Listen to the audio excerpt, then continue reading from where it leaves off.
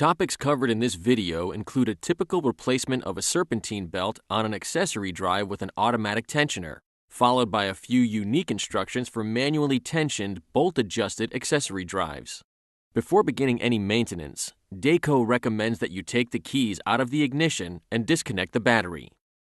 Automatic tensioners have an internal spring to maintain tension, so use an appropriate tool to rotate the tensioner to relieve tension from the belt.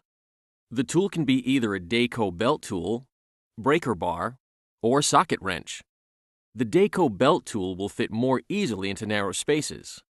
The lifting mechanism on the tensioner may either be the pulley bolt, cast-in square hole, or cast-in hexagon feature. Engage the tool and apply pressure to rotate the tensioner and release tension on the belt. With your free hand, remove the belt from the tensioner pulley or any accessible pulley on the drive. Then return the tensioner to its resting position and remove the tool. Remove the old belt from around the accessories and the crankshaft pulley. With the belt removed, you have an opportunity to check all the pulleys in the drive, rotating them by hand to check for freewheeling, which indicates that the grease is gone, free rock, which indicates a worn bearing, or rough vibration during rotation. These conditions are cause for concern and possible replacement. The tensioner should also be checked for smooth rotation and pulley free rock. Dayco recommends that a worn tensioner always be replaced along with the serpentine belt. A belt routing diagram can be found on the back of the Dayco belt sleeve, or usually on the vehicle under the hood.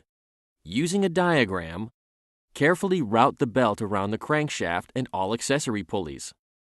Make sure that the belt ribs line up correctly with the grooves on the pulleys. If the ribs are not lined up correctly, the belt will be quickly destroyed and/or thrown.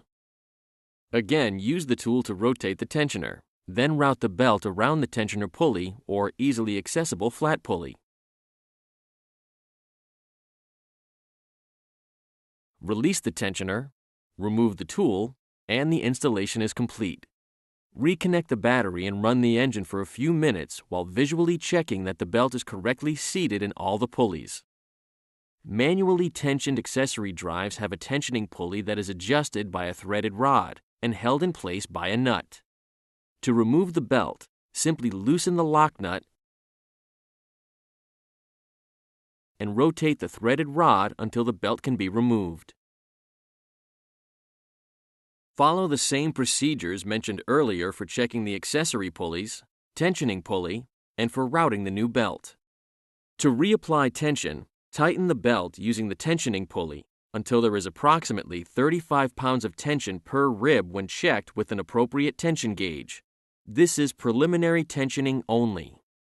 The next critical step is to run the engine for 3 to 5 minutes to seat the belt into the pulley grooves. Automatic tension drives can self-compensate for the belt seating, but manually tensioned drives cannot. You must run in and retension.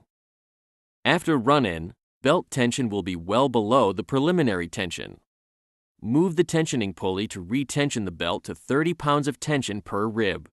The belt is now properly tensioned for maximum performance.